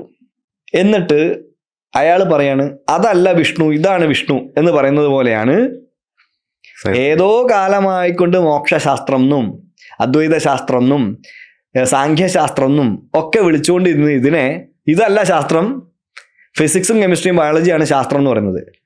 മിനിമം അവർക്ക് വേണ്ട മര്യാദ, നിങ്ങൾ ശാസ്ത്രം എന്ന വാക്ക് ഒഴിവാക്കിയിട്ട് പുതിയൊരു വാക്ക് കണ്ടുപിടിക്കുക, അതിനെ വിളിക്കുക, സ്വന്തമായിട്ടൊരു വാക്ക് കണ്ടുപിടിക്കുക. എന്നിട്ട് ഇത് ശാസ്ത്രം ആയിക്കോട്ടെ, നിങ്ങൾ അതല്ല എന്ന് പറഞ്ഞൊരു കുഴപ്പമില്ല. അല്ലെങ്കിൽ ഭൗതിക സയൻസ്, ഇംഗ്ലീഷ് തന്നെ ഉപയോഗിച്ചുള്ളൂ ഉണ്ടാക്കാൻ ബുദ്ധിമുട്ടുണ്ടെങ്കിൽ, രസതന്ത്ര സയൻസ് എന്ന് വിളിച്ചോളൂ. പക്ഷെ എന്ത് വിളിക്കരുത്? ശാസ്ത്രം നിങ്ങൾ അതിനെ വിളിക്കരുത്. ഞങ്ങളിത് പണ്ട് മുതലേ ശാസ്ത്രം എന്ന് വിളിച്ചുകൊണ്ടിരിക്കുന്ന കാര്യമാണ്. അതുകൊണ്ട് ഇത് ശാസ്ത്രമല്ല എന്നുള്ള വാദമേ തെറ്റാണ്. ശാസ്ത്രമാണെങ്കിൽ ഇത് മാത്രമാണ് ശാസ്ത്രം, മറ്റേത് ശാസ്ത്രമല്ല, മറ്റേത് സയൻസാണ്. ഞങ്ങൾ അംഗീകരിച്ചു. വൈജ്ഞാനികം, വിജ്ഞാനം എന്നാണ് ഹിന്ദിയിൽ വിജ്ഞാനം എന്ന് പറയാം. ശാസ്ത്രം ഒന്നും ഉപയോഗിക്കില്ല. മലയാളത്തിലുള്ള പ്രശ്നമാണ് ഇതൊക്കെ. അപ്പൊ ഇത് ശാസ്ത്രമല്ല എന്ന് പറയുന്നതിന് പകരം തങ്ങൾ വിളിക്കുന്ന പേര് തന്നെ മറ്റതിൻ്റെ അടുത്ത് കട്ടതാണ് എന്നുള്ള ബോധമാണ് ഈ യുക്തിവാദികൾക്ക് വേണ്ടത്, ശാസ്ത്രവാദികൾക്ക് വേണ്ടത്. ശരിക്കും നന്ദിയാണ് വേണ്ടത് അതിന്റെ പേര് ഇതിനെടുത്തന്നെ. എന്നിട്ട് ആ പേര് കട്ടിട്ട് അതല്ല എന്ന് പറയാ വേണ്ടത്. നമ്മളെ കള്ളനാക്കും. നമ്മളെ കള്ളനാക്കുക. അത് ശരിയല്ലല്ലോ, അത് പറയുന്നത് ശരിയല്ല. ഇനി ശാസ്ത്രീയമാണോ എന്നുള്ള ചോദ്യം. എന്താണ് ഈ ശാസ്ത്രീയം? അങ്ങനെ നിയതമായി നിർണ്ണയിക്കപ്പെട്ടിട്ടുള്ള ഒരു കാര്യം ഒരു ഡെഫിനേഷൻ ശാസ്ത്രത്തിനുണ്ടെന്ന് തോന്നുന്നില്ല. ഉദാഹരണത്തിന് കാൾ പോപ്പർ എന്ന് പറയുന്ന വളരെ പ്രസിദ്ധനായിട്ടുള്ള ഒരു ഫിലോസഫർ എന്ന് പറയാം, ശാസ്ത്രത്തെക്കുറിച്ചൊക്കെ ധാരാളം പറയും, ഓപ്പൺ സൊസൈറ്റിയെ കുറിച്ചൊക്കെ ധാരാളം എഴുതുകയൊക്കെ ചെയ്തിട്ടുള്ള ഒരാൾ. അദ്ദേഹം പലതിനെയും ശാസ്ത്രമെന്നും പലതിനെയും ശാസ്ത്രം അല്ല എന്നും പറയുന്നുണ്ട്. ഇപ്പം നമ്മൾ പറയുന്ന ഒരു കാര്യമാണല്ലോ, കമ്മ്യൂണിസം, മാർക്സിസം ശാസ്ത്രീയമാണ്. ബോർഡൊക്കെ എഴുതിച്ചാണ് ശാസ്ത്രീയ സോഷ്യലിസം. മാർക്സിസം പരാജയപ്പെടില്ല, കാരണം ഇത് ശാസ്ത്രമാണ്. പ്രവർത്തനം വെച്ച് ശാസ്ത്രമാണെന്ന് പറഞ്ഞാൽ ശരിയാ, പക്ഷെ ശാസ്ത്രമാണെന്ന് പറയുന്നത് ശരിയാണോ എന്ന് എനിക്കറിയില്ല. കാരണം പോപ്പർ പറയുന്നുണ്ട് ഇത് ശാസ്ത്രമല്ല, ഇത് കപടശാസ്ത്രമാണ്, സ്യൂഡോ സയൻസ്. മാർക്സിസം ഒരു സ്യൂഡോ സയൻസ് ആണ്. പോപ്പർ പറയുന്നത് ശാസ്ത്രത്തിൻ്റെ ആദ്യത്തെ ലക്ഷണം അതിന് ഫാൾസിഫയബിലിറ്റി എന്ന് പറയുന്ന കാര്യമാണെന്നാണ്. എന്താ ഫാൾസിഫയബിലിറ്റി? ഒരു കാര്യം തെറ്റാണ് എന്ന് തെളിയിക്കാനുള്ള സാധ്യതയെ അവശേഷിപ്പിക്കണം. അപ്പം ഞാൻ പറയാം, എൻ്റെ കയ്യിൽ അമീബ ഉണ്ട്. വിഷ്ണുവിനോട് ഞാൻ പറഞ്ഞു എൻ്റെ കയ്യിൽ അമീബ ഉണ്ട്, അത് ശാസ്ത്രമാണ്. എന്തുകൊണ്ടാണെന്നറിയോ? വിഷ്ണുവിന് ഒരു മൈക്രോസ്കോപ്പ് വെച്ചിട്ടോ അല്ലെങ്കിൽ അങ്ങനത്തെ ഒരു സംവിധാനം വെച്ചിട്ട് എൻ്റെ കയ്യിൽ അമീബ ഉണ്ടോ എന്ന് നോക്കാം. ഇല്ലാന്ന് തെളിയിക്കാനാണല്ലോ നോക്കുന്നത്. അതെ, ഇല്ലാന്ന് തെളിയിക്കാനുള്ള സാധ്യതയെ അവശേഷിപ്പിക്കുന്നൊരു പറച്ചിലാണത്. നേരെ മറിച്ച് എൻ്റെ കയ്യിൽ എന്താ പറയുക, ഡ്രാക്കുള ഉണ്ട് എന്ന് പറഞ്ഞാൽ നിങ്ങൾക്ക് തെളിയിക്കാൻ പറ്റില്ല. നിങ്ങൾക്ക് എന്ത് മെഷീൻ വെച്ചിട്ടും അത് തെളിയിക്കാൻ പറ്റില്ല. അപ്പോൾ റെഫ്യൂട്ടബിൾ അല്ലാത്ത ഒരു ഐഡിയ അവതരിപ്പിച്ചാൽ അത് ശാസ്ത്രമല്ല, തകർക്കാൻ പറ്റാത്തൊരു ഐഡിയ അവതരിപ്പിച്ചാൽ അത് ശാസ്ത്രമല്ല. മാർക്സിസം ഏതാണ്ട് അതുപോലെയാണ്. അതായത് പ്രൊളറ്റേറിയറ്റുകളുടെ ഭരണം വരും, എപ്പം? വിപ്ലവത്തിന് ശേഷം വരും. തൊഴിലാളി വർഗ സർവാധിപത്യം വരും, വിപ്ലവം വരും. എങ്ങനെ? ഈ ചൂഷണമുള്ള സമൂഹത്തിൽ നിന്ന് തൊഴിലാളികൾ ഒരു പ്രൊളറ്റേറിയറ്റ് സീൽ സ്വീകരിക്കുകയും, എന്താ പ്രൊളറ്റേറിയറ്റ് സീൽ? തൊഴിലാളി വർഗ ബോധം. ആ ബോധം ഉണ്ടാക്കുകയും അത് വിപ്ലവത്തിൽ കലാശിക്കുകയും ചെയ്യും. ഏത് സമൂഹത്തിൽ? മുതലാളിത്ത സമൂഹങ്ങളിൽ. അങ്ങനെ അത് ഒരു പുതിയ ലോകക്രമം ഉണ്ടാവും എന്നാണല്ലോ ഇതിന്റെ പ്രഡിക്ഷൻ. ഇതൊരു പ്രവചനമാണല്ലോ, ജ്യോത്സ്യന്മാർ നടത്തുന്ന പോലത്തെ ഒരു പ്രവചനമാണല്ലോ മാർക്സിസം. വിപ്ലവം വരും. ഞാനൊക്കെ പണ്ട് JNU പഠിക്കുമ്പോൾ കളിയാക്കാറുണ്ട്, മാർക്സിസ്റ്റുകാർ ഇടയ്ക്കിടയ്ക്ക് തിരിഞ്ഞു നോക്കും, ഒച്ച എന്തും കേൾക്കും, വിപ്ലവം വരുന്നതാണോ നോക്കുന്ന. ഈ പിന്നാലെ വിപ്ലവം വരുന്നുണ്ടെന്ന് വിചാരിക്കുന്നത് ഒരു വിശ്വാസമാണ്, നാളെ വിപ്ലവം വരും, നാളെ ഇത് മാറും, അങ്ങനെ വിശ്വസിച്ച് ജീവിക്കുക. എന്നാൽ ലോകത്ത് എവിടെയെങ്കിലും ഇവർ പറഞ്ഞ പോലെ വിപ്ലവം വന്നോ? ഇല്ല. വിപ്ലവം വന്നു, ചൈനയിൽ വന്നു, റഷ്യയിൽ വന്നു. ചൈനയിലും റഷ്യയിലും വന്ന വിപ്ലവം കാർഷിക സംസ്കൃതിയിലാണ് വിപ്ലവം വന്നത്. ഇൻഡസ്ട്രിയലിസ്റ്റ് സമൂഹങ്ങളിലല്ല, വ്യവസായവൽകൃത സമൂഹത്തിലല്ല. അത് വരേണ്ടിയിരുന്നത് ഇവരെ പ്രവചന പ്രകാരം യൂറോപ്പിലെ മറ്റു ഭാഗങ്ങളിലായിരുന്നു. അപ്പൊ അവിടെ വന്നില്ല. അപ്പൊ തിയറി തെറ്റിപ്പോയി. അപ്പൊ ചോദ്യം ചോദിച്ചു, എന്തുകൊണ്ട് നിങ്ങളെ തിയറി തെറ്റി? തിയററ്റിക്കലി ഇത്. അപ്പൊ ആ തിയറി തെറ്റി എന്നങ്ങ് സമ്മതിച്ചിട്ട് ഇവരൊരു പുതിയ ആശയം രൂപീകരിക്കരുത് വേണ്ടത്. പകരം ഇവര് ഉരുണ്ട് കളിച്ചിട്ട് ഇവർ പറഞ്ഞു അത് പ്രൊളറ്റേറിയറ്റുകളുടെ സീല് നഷ്ടപ്പെട്ടു പോയി, ക്ഷേമരാഷ്ട്രം ഉണ്ടായി അവിടെ, ആ രാജ്യങ്ങള് തൊഴിലാളികൾക്ക് കാര്യങ്ങൾ കൂടുതൽ കൊടുക്കാൻ തുടങ്ങി, അപ്പൊ അവരുടെ സീല് നഷ്ടപ്പെട്ടു പോയി. ഗോൾ പോസ്റ്റ് ഇടയ്ക്കിടയ്ക്ക് മാറ്റി വെക്കരുത്. ഗോൾ അടിക്കാൻ പറ്റിയില്ലെങ്കിൽ ഗോൾ പോസ്റ്റ് മാറ്റി വെച്ചിട്ട് അതിലേക്ക് അടിക്കരുത്. അതുകൊണ്ട് പോപ്പർ വിളിക്കുന്നത് ഇത് കപടശാസ്ത്രമാണ്. ഇങ്ങനെ ഒരു കപടശാസ്ത്രം കൊണ്ടു നടക്കുന്ന മാർക്സിസ്റ്റുകാർ യോഗ അശാസ്ത്രീയ എന്ന് പറഞ്ഞാൽ എങ്ങനെയാ നമ്മൾ കൂട്ടുകാർക്ക്? സൈക്കോളജി ഇതുപോലെ ഒരു കപടശാസ്ത്രം എന്നാണ് പോപ്പർ പറയുന്നത്. കാരണം അതിന് ഒന്നും കൂട്ടിയാൽ രണ്ടെന്ന് പറയാൻ പറ്റില്ല. ഒന്നും കൂട്ടിയാൽ രണ്ട് എന്ന് പറയാൻ പറ്റാത്ത ഒന്നിനെയും അദ്ദേഹം അവിടെ ശാസ്ത്രമാണെന്ന് അംഗീകരിക്കുന്നത്. റെഫ്യൂട്ടബിൾ ആയിട്ടുള്ള ഒരു ആശയം അവതരിപ്പിക്കണം. റെഫ്യൂട്ട് ചെയ്യാൻ പറ്റാതെ, തകർക്കാൻ പറ്റാത്ത ഒരു വിശ്വാസം അവതരിപ്പിച്ചിട്ട് ഇത് ശാസ്ത്രമാണെന്ന് പറഞ്ഞാൽ പറ്റില്ല. അപ്പം ആ ആനുകൂല്യം യോഗയ്ക്കും ഈ പറഞ്ഞ കാര്യങ്ങൾക്കൊക്കെ തരണം. മാർക്സിസത്തിന് കൊടുത്ത ആനുകൂല്യം കൊടുത്താൽ മതി തൽക്കാലം. ഇവര് ഈ വിയോജിക്കുന്ന ആളുകൾ അതെ. എന്നാണ് എൻ്റെ അഭിപ്രായം. നമുക്കതിൻ്റെ സർട്ടിഫിക്കറ്റ് വേണ്ട, എന്നാലും ഞാൻ പറയാം, കുറച്ചുകൂടെ അനുഭവത്തിനാണല്ലോ നമുക്ക് അനുഭവത്തിനാണ്. അനുഭവം സത്യമല്ല എന്നെങ്ങനെ പറയും? അനുഭവം സത്യമല്ലേ? എൻ്റെ അനുഭവത്തിൽ എൻ്റെ ഭാര്യയ്ക്ക് എന്നോട് സ്നേഹമുണ്ട്, അത് എൻ്റെ അനുഭവത്തിലുള്ളതാ, അത് സത്യമല്ല എന്ന് പറയാൻ പറ്റില്ല. കേസൊക്കെ വരുന്ന സമയത്ത് ഇയാൾ എന്നെ സ്നേഹിച്ചിട്ടേ ഇല്ല എന്നൊരാൾ പറയാ, നമ്മൾ എങ്ങനെ പ്രൂവ് ചെയ്യും? എങ്ങനെ പ്രൂവ് ചെയ്യും? സ്നേഹം മറ്റൊരാൾക്ക് അനുഭവപ്പെടുന്നതാണ്, അത് സത്യമല്ലേ? നമ്മുടെ ജീവിതം മുഴുവൻ ആ അനുഭവങ്ങളുടെ പുറത്തല്ലേ പോകുന്നത്. അപ്പൊ ആ അനുഭവത്തിലുള്ള കാര്യങ്ങൾ സത്യമല്ല എന്ന് എങ്ങനെ പറയും? അതുപോലെ തന്നെ തന്ത്രത്തിലും യോഗത്തിലും ഒരു മനുഷ്യൻ അനുഭവിക്കുന്ന കാര്യങ്ങൾ സത്യമല്ല എന്ന് മറ്റൊരാൾക്ക് ഒരിക്കലും പറയാൻ സാധ്യമല്ല. അതുകൊണ്ട് അത് പൂർണ്ണമായും ഒരു വൈയക്തികമായ അനുഭവമാണ്, അതിലൊരു സംശയമില്ല. കുണ്ടലിനി നേരത്തെ സർപ്പരൂപമാണെന്ന് പറയണ്ടായിരുന്നു. അപ്പം നമ്മൾ ഈ കാവുകളിലെല്ലാം കണ്ട് ആരാധിച്ചു വരുന്ന സർപ്പം ഈ കുണ്ടലിനി പ്രതീകമാണോ? അങ്ങനെയാണെങ്കിൽ പറയാം. കാരണം സർപ്പം ഫെർട്ടിലിറ്റിയുടെ പ്രതീകമാണ്. എല്ലാ സമൂഹങ്ങളിലും ഫെർട്ടിലിറ്റിയുടെ പ്രതീകമാണ്. അത് ശരീരത്തിൽ കുണ്ടലിനി പാമ്പായിരിക്കുന്നു, കാവിൽ സർപ്പരൂപിയായിട്ടിരിക്കുന്നു. ഇപ്പം നമ്മുടെയൊക്കെ വീട്ടിൽ കാവുകൾ എവിടെയായിരുന്നു ഉണ്ടായിരുന്നു നോക്കിയാൽ മനസ്സിലാവും. വയലിനോട് ചേർന്നാണ് കാവുകൾ ഉണ്ടാവുക. വയലിൻ്റെ മധ്യത്തിലൊക്കെയാണ് കാവുകൾ ഉണ്ടാവുക. നല്ലൊരു ശതമാനം കാവുകൾ. ഇപ്പോൾ വയലില്ലാത്തതുകൊണ്ട് കാവുകളൊക്കെ റോഡിൻ്റെ സൈഡിലും അവിടേക്ക് ആയിരുന്നേ ഉള്ളൂ. പക്ഷെ വയലിൻ്റെ നടുക്കായിരുന്നു പണ്ടത്തെ കാവുകൾ. ഉദാഹരണം ഉത്രാളിക്കാവ് നോക്കിയാൽ മതി. അപ്പം കാവുകൾ ധാരാളം ഉള്ളത് വയലിൻ്റെ നടുക്കാണ്. വയലിലാണ് ധാരാളം എന്ത് വേണ്ടത്? ഫെർട്ടിലിറ്റി വേണ്ടത്. അപ്പം അതിൻ്റെ പ്രതീകമായിക്കൊണ്ടാണ് പാമ്പ്, സർപ്പം നമ്മുടെ ഭാഗമായിട്ട് മാറ്റുന്നത്. അത് സർപ്പിൾ ആകൃതിയുള്ള എല്ലാ മൂവ്മെൻറ്റുമാണ്. വേവ് ആയിട്ടുള്ള എല്ലാ മൂവ്മെൻറ്റും സർപ്പം പ്രതിനിധീകരിക്കുന്നുണ്ട്. ഇത് ഭാരതത്തിലെ മാത്രം വിഷയമല്ല, ലോകം മുഴുവൻ സർപ്പാരാധന നിങ്ങൾ നോക്കിക്കോളൂ, അത് ഫെർട്ടിലിറ്റിയുമായി ബന്ധപ്പെട്ടാണ്. അത് മനുഷ്യൻ്റെ ലൈംഗികതയും പ്രകൃതിയുടെ അല്ലെങ്കിൽ മണ്ണിൻ്റെ ഉർവരതയുമായി ബന്ധപ്പെട്ടിട്ടാണ് ഇരിക്കുന്നത്. അതാണ് സർപ്പം. നമ്മുടെ എല്ലാ ദേവന്മാർക്കും സർപ്പമായിട്ട് ബന്ധമുണ്ട്. മുരുകൻ്റെ അടുത്തൊരു പാമ്പുണ്ട്, ഗണേശൻ വയറിലൊരു പാമ്പിനെ ചുറ്റി കെട്ടിയിട്ടുണ്ട്, വിഷ്ണു കിടക്കുന്നത് സർപ്പത്തിൻ്റെ മേലെയാണ്, അനന്തതൽപ്പം അല്ലേ, ശിവന്റെ കഴുത്തിലൊരു പാമ്പുണ്ട്. ധാരാളം സർപ്പത്തെ എല്ലാ സ്ഥലത്തും കാണാൻ പറ്റും. സർപ്പങ്ങളെ ഒഴിവാക്കിക്കൊണ്ടൊരു വിശ്വാസ പദ്ധതി പോലും ഭാരതത്തിലില്ല. കാരണം ഫെർട്ടിലിറ്റി അത്രയ്ക്ക് പ്രധാനപ്പെട്ട ഒരു ഘടകമാണ്. നമ്മളൊരു അടിസ്ഥാനപരമായി നമ്മളൊരു ഉർവരതാ വിശ്വാസമാണ്, ഫെർട്ടിലിറ്റി കൾട്ടാണ്. അതാണ് ഇതിൻ്റെ കാരണം. നമ്മൾ ഈ കുണ്ടലിനെ കുറിച്ച് സംസാരിക്കുന്ന സമയത്ത് ഇപ്പം ഈ കാവുകളിൽ വെളിച്ചപ്പാട് അല്ലെങ്കിൽ കോമരം തുടങ്ങിയിട്ടുള്ള കാര്യങ്ങൾ, അപ്പം ഇതെല്ലാം ഈ കുണ്ടലിനി ഉദ്ധാപനവുമായി ബന്ധപ്പെട്ട് കിടക്കുന്ന കാര്യങ്ങളാണോ? അങ്ങനെ ആവണം എന്ന് ഇപ്പം നിർബന്ധമായിട്ട് പറയാൻ പറ്റില്ല. പക്ഷേ തീർച്ചയായിട്ടും കാവിലെ വെളിച്ചപ്പാട് തുടങ്ങിയ കാര്യങ്ങളൊക്കെ ആ പഴയ പ്രാക്തന ഉർവര വിശ്വാസങ്ങളുമായിട്ട് ബന്ധപ്പെട്ട് തന്നെയാണ് കിടക്കുന്നത്. അത് നോക്കിയാൽ മനസ്സിലാവും. അതിൽ ധാരാളമായിട്ട് ഉപയോഗിക്കുന്ന മഞ്ഞൾ, അതിൽ ഉപയോഗിക്കുന്ന ഈ പറയുന്ന പോലെ പെപ്പർ എന്ന് വെച്ചാൽ കുരുമുളക്, അതിൽ ധാരാളമായിട്ട് ഉപയോഗിക്കുന്ന മറ്റു പല കാര്യങ്ങളും. ഇപ്പം നമ്മൾ എന്താ പറയുക, തളിച്ചുവട എന്ന് പറയുന്നൊരു തളിച്ചു തുടയാണ്. അത് ഇവിടെ ആലപ്പുഴ ഭാഗത്തൊക്കെ ധാരാളം സർപ്പ കാവുകളുണ്ട്. ഇവിടെയൊക്കെ തളിച്ചുവട നിർബന്ധമായിട്ട് നടക്കുന്നൊരു കാര്യമാണ്. നമുക്ക് സർപ്പം പാട്ട് ഉണ്ട്, ആ സമയത്തുള്ള തുള്ളലുണ്ട്, സർപ്പം തുള്ളലുണ്ട്, ആ വെളിച്ചപ്പാടുകളുണ്ട്. ഇവരൊക്കെ സന്തതിയും സമ്പത്തും കൊടുക്കാൻ വേണ്ടിയിട്ടാണ്. ഇപ്പൊ കുടുംബത്തിലൊരു കുഞ്ഞ് ഉണ്ടായിട്ടില്ല എങ്കിൽ സർപ്പദോഷാന്ന് പറയാം. അത് എഴഞ്ഞു പോകുന്ന പാമ്പാണോ അല്ലെങ്കിൽ ഉള്ളിലുള്ള പാമ്പാണോ, ഫെർട്ടിലിറ്റീൻ്റെ പ്രശ്നമാണോ എന്നൊക്കെ നോക്കണം. അപ്പൊ ചോദ്യം എങ്ങനെയാണ്? അപ്പൊ അങ്ങനെയെങ്കിൽ ഉള്ളിലുള്ള പ്രശ്നമാണ് ഉള്ളിലല്ല പരിഹരിക്കേണ്ടത്, നിങ്ങൾ കാവ് പോയിട്ട് പരിഹരിച്ചിട്ട് എന്താ കാര്യം?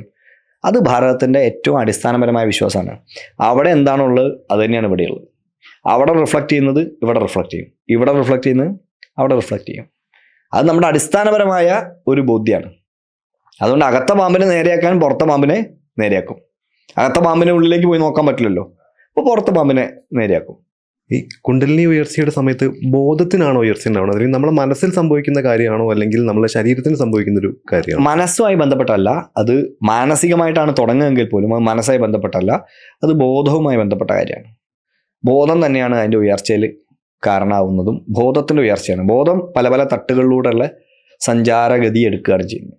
നമ്മൾ ഈ കാവുകളിലൊക്കെ കാണാം, ഈ കോമരൊക്കെ ചൊല്ലി പറയാറുണ്ട്, ചില കാര്യങ്ങൾ നമ്മൾ നിർദ്ദേശിക്കാറുണ്ട്. നമുക്കൊരു പണ്ടത്തെ കാലങ്ങളിലൊക്കെ പലരും ആ ഒരു വിശ്വാസത്തെ പ്രതിനിധീകരിച്ചിരുന്നവരാണ്, അല്ലെങ്കിൽ ആ വിശ്വാസത്തോട് കൂറ് കാണിച്ചിരുന്നവരാണ്. അപ്പം ആ ഒരു അവസ്ഥ ഇങ്ങനെ ഈ കുണ്ടലിനി പോലുള്ള അവസ്ഥയിൽ, ഐ മീൻ ബോധത്തിന്റെ ഉയർച്ചയിൽ സംഭവിക്കുന്ന ഒരു കാര്യമാണോ? ആ പറയുന്നതെല്ലാം ശരിയായിരിക്കാനും ഒക്കെയുള്ളൊരു കാരണം.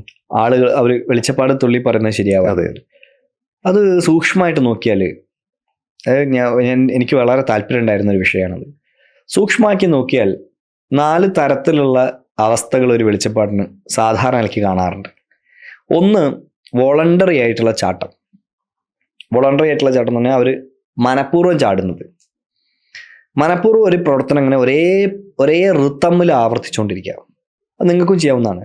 നിങ്ങളൊരു കൈ എടുത്ത് ഇങ്ങനെ വെറുതെ ഇങ്ങനെ ഇളക്കിക്കൊണ്ടിരിക്കുക.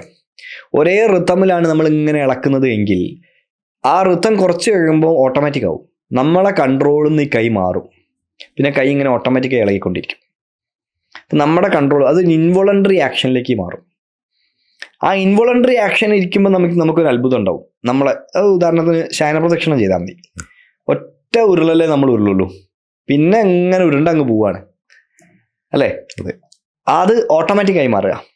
അതുപോലെ ഇതൊരു ഓട്ടോമാറ്റിക്കായിട്ട് സംഭവിക്കും. ആദ്യം മനഃപൂർവ്വമാണ് ചെയ്യുന്നത്, രണ്ടാമത് അത് ആ മോഡിലേക്ക് പോകും. ആ മോഡിലേക്ക് പോയി കഴിഞ്ഞാൽ മൂന്നാമത്തെ ഒരു അവസ്ഥ ഉണ്ട്. ഈ ഞാനും ഈ ഇളകുന്ന ഞാനും കട്ടാവുന്നൊരവസ്ഥ.